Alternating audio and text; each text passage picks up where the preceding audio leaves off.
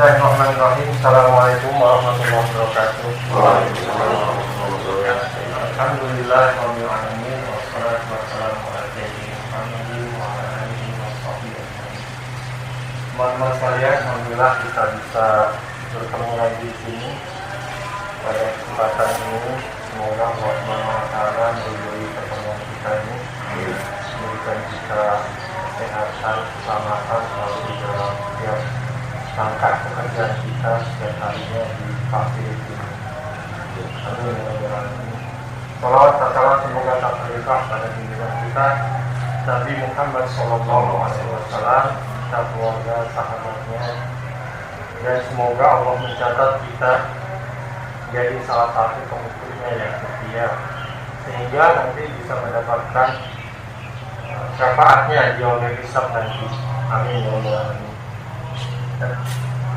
Saya ingin, mungkin sudah pernah banyak yang kita dengar dari guru-guru kita, para kiai, para ustaz, tapi saya ingin lagi kembali mengingatkan kita semua akan perjuangan yang dilakukan oleh Rasulullah SAW dan para sahabatnya pada awal-awal diturunkannya atau diutusnya Nabi Muhammad SAW sebagai Rasulullah, di mana pada saat-saat itu kita tahu bahwa penentangan dari kaum musyrikin Mekah pada saat itu sungguh luar biasa.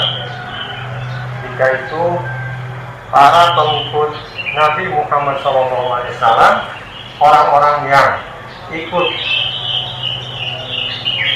mengucapkan syahadat di hadapan Nabi dan mengikuti ajaran Nabi pada saat itu, kalau dia itu merupakan orang yang lemah, itu apa? Termasuk hamba sahaya, bukan orang-orang yang berada, itu mendapati siksaan yang sangat luar biasa. Seperti contohnya yang kita ingat waktu di SD, kita belajar SD itu ada ya, siapa namanya? Sahabat Nabi yang mendapatkan siksaan, dibentangkan, ditelentangkan di atas gurun pasir, kemudian ditimpakan batu besar di atas badannya. Itu namanya siapa? Bilal bin Rabah ya, Bilal bin Rabah. Kemudian juga kita mendengar kisah tentang keluarga Yasir, sahabat Rasulullah yang bernama Ammar bin Yasir. Ayahnya bernama Yasir, ibunya bernama Sumayyah. Itu satu keluarga disiksanya bukan main, luar biasa ya.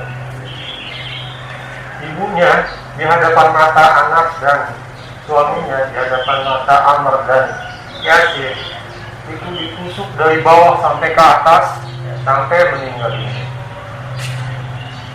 Ayahnya juga mendapatkan kekejaman yang tidak kalah luar biasa. Begitu juga Ammar sendiri disiksa habis-habisan. Kemudian Rasulullah sendiri juga menghadapi berbagai macam ancaman-ancaman atau bentuk-bentuk fisik ya. Nah kemudian kita tahu setelah hijrah ke Madinah, Rasulullah SAW kemudian mulai membangun satu masyarakat di mana di Madinah itu relatif semuanya, hampir semua itu beriman kepada Rasulullah SAW dan mulai melakukan konsolidasi di situ. Tetapi pada saat itu juga tantangan dari kaum musyrikin Mekah masih terus berlanjut, hingga terjadi peperangan. Hingga pada satu riwayat di perang Uhud itu Rasulullah SAW itu ibaratnya berdarah-darah beliau pada saat itu.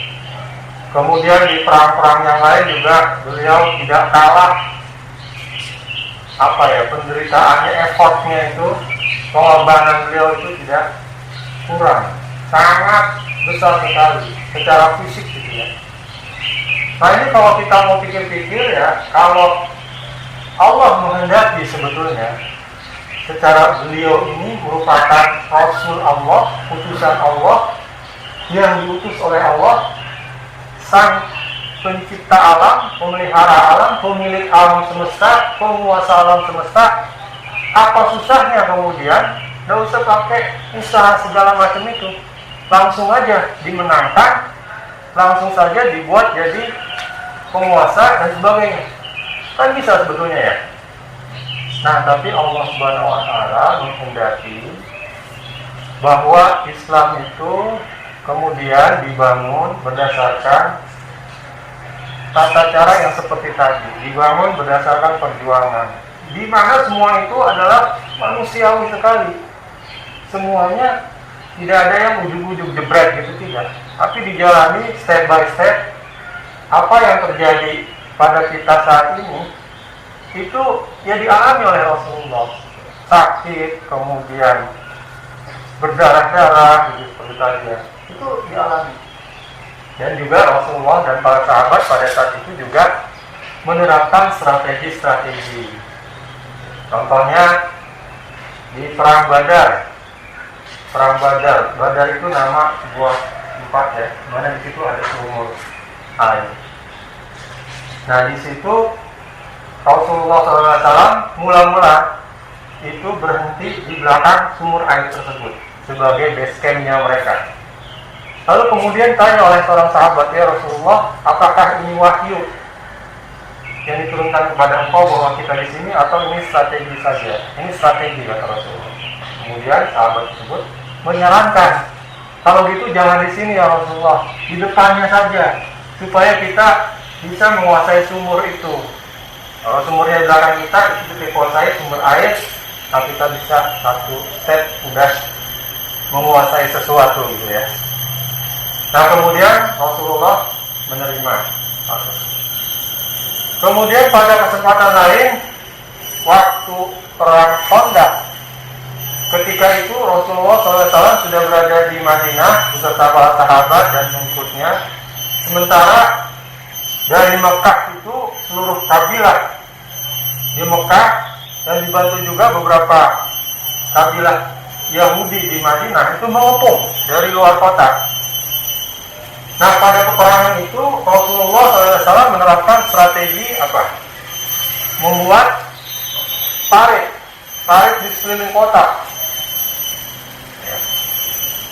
Yang parit itu tidak bisa dilompati oleh kuda dan juga susah untuk diseberangi. Nah, ini strategi Rasulullah. Jadi perjuangan Rasulullah itu juga menggunakan strategi, ya, menghadapi atau untuk mencapai kemenangan, untuk mencapai kejayaan Islam. Jadi yang bisa kita ambil pelajaran dari hal tersebut adalah bahwa berusaha atau berstrategi di dalam kehidupan kita itu adalah suatu hal yang dicontohkan oleh Nabi Muhammad SAW. Kita memang mempercayai bahwa segala macam bencana, celaka, dan hal-hal buruk lainnya termasuk sakit, penyakit, dan sebagainya itu semua merupakan kehendak Allah Subhanahu wa Ta'ala.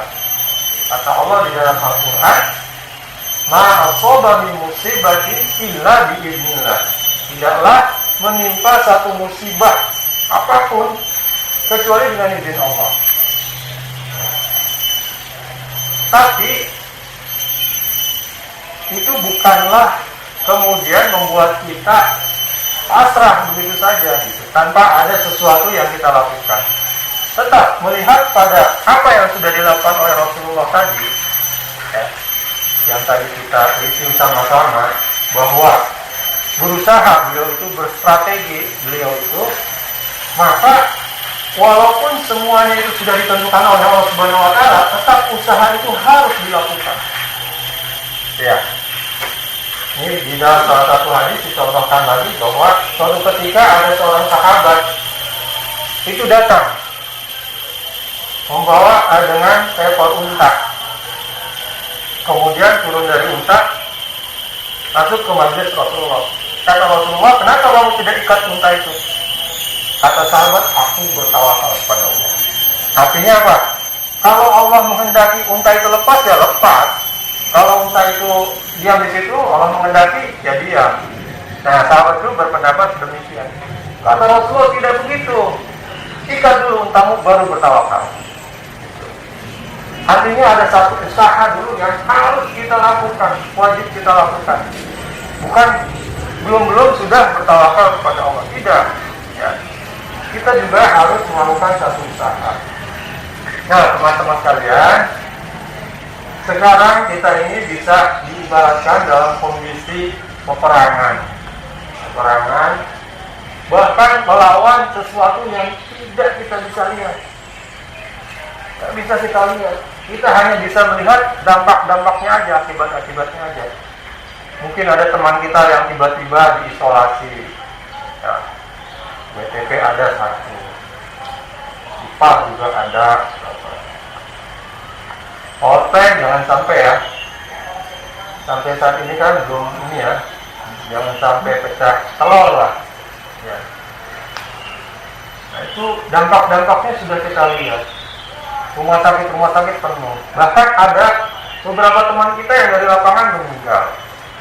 Satu orang. Kemudian di anak perusahaan lain, Pertamina lain juga banyak yang juga kita menerima beritanya sebagaimana yang kita biasa sharing-sharing setiap kejadian itu meninggal. Teman kita yang di Bandung yang dari GDSK juga meninggal. Walaupun kebanyakan jauh-jauh, tapi sekarang sudah semakin dekat dengan kita, sudah semakin dekat kejadiannya. Yang positif-positif itu semakin dekat. Jadi kita sedang berusaha untuk memerangi ini. Semua, bukan hanya kita di sini, tapi di seluruh dunia. Bagaimana caranya berperang melawan virus yang tidak terlihat itu? Yaitu kita dengan cara menjaga protokol kesehatan ya, yang ditetapkan. Masih ingat protokolnya apa, Mas Jumiko? Ingat ya? 3M apa aja itu?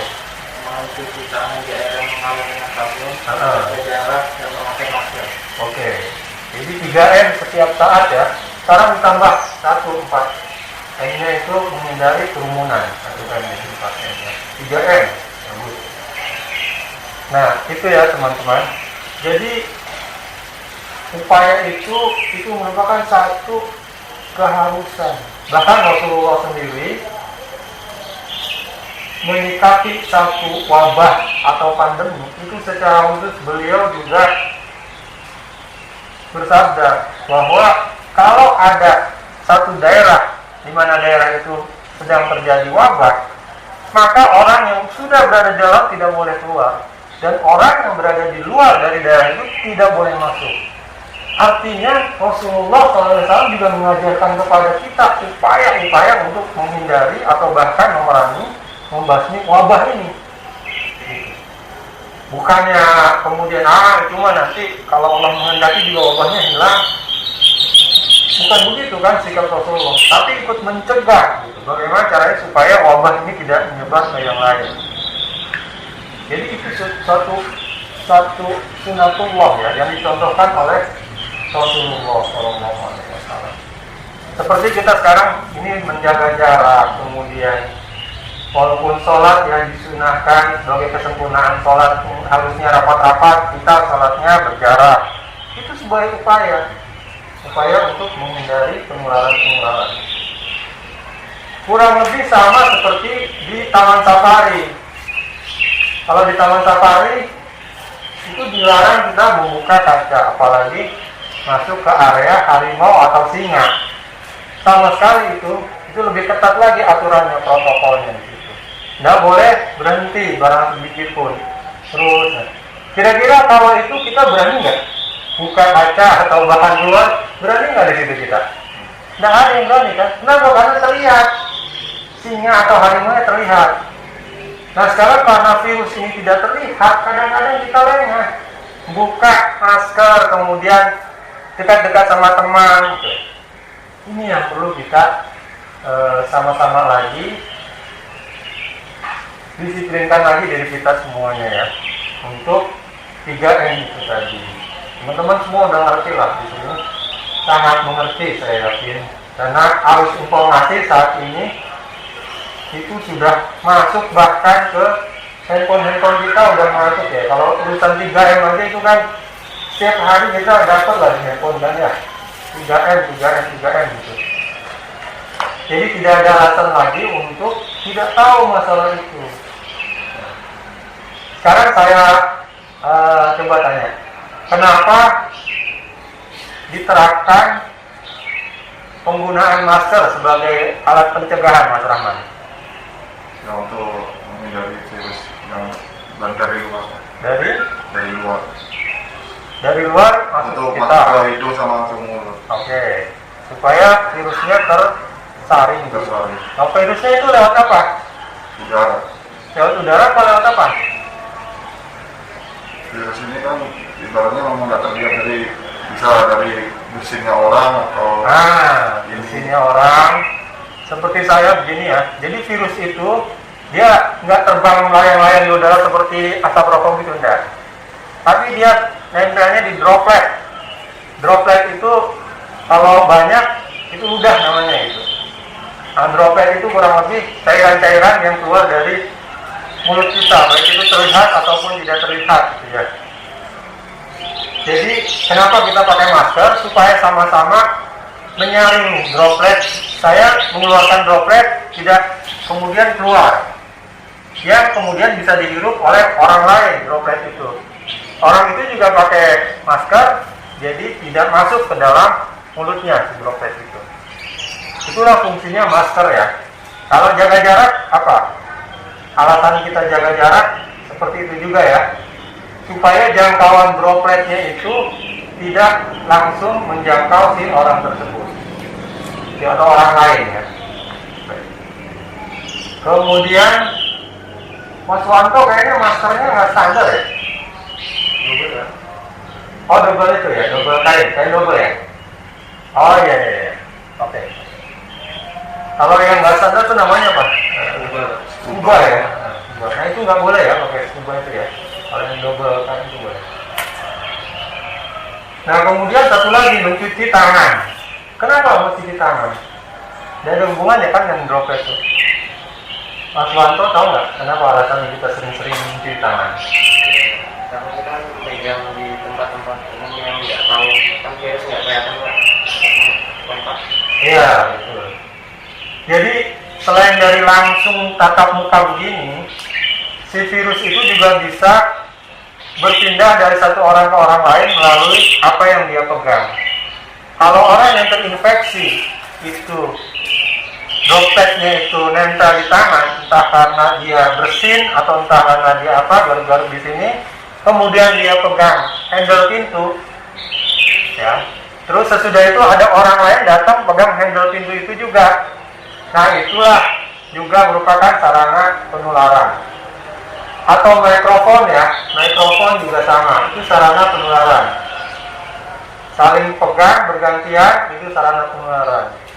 Makanya sering-sering cuci tangan itu supaya ketika kita tidak sengaja memegang sesuatu yang sudah terinfeksi, itu bisa hilang dengan cuci tangan pakai sabun, pakai air mengalir itu. Kalau tidak ada air mengalir dan sabun, kita pakai hand sanitizer ya. Baik, itu teman-teman tolong mulai sekarang jangan dianggap sebagai satu slogan saja, jangan dianggap sebagai satu formalitas saja. Tidak, itu memang benar-benar untuk melindungi kita semua. Kalau ada di antara kita yang terinfeksi, yang repot bukan hanya kita, bukan hanya keluarga, semua se-PHK repot. Bahkan kita juga sebenarnya ngerepotin tenaga kesehatan juga. Sekarang mereka full,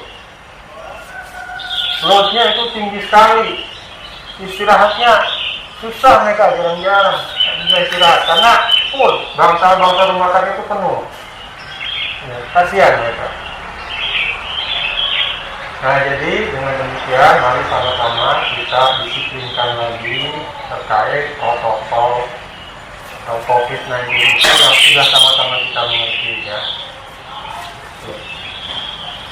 Itu aja mungkin pada siang hari ini yang ingin saya sampaikan pada kesempatan ini.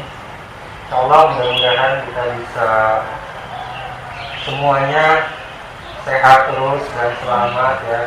Kita bisa melalui wabah COVID-19 ini dengan selamat semuanya. Tidak ada yang sakit, tidak ada yang terkena. Begitu juga dengan keluarga kita semua ya. Demikian kurang lebihnya, mohon maaf. Assalamualaikum warahmatullahi wabarakatuh. Waalaikumsalam warahmatullahi wabarakatuh.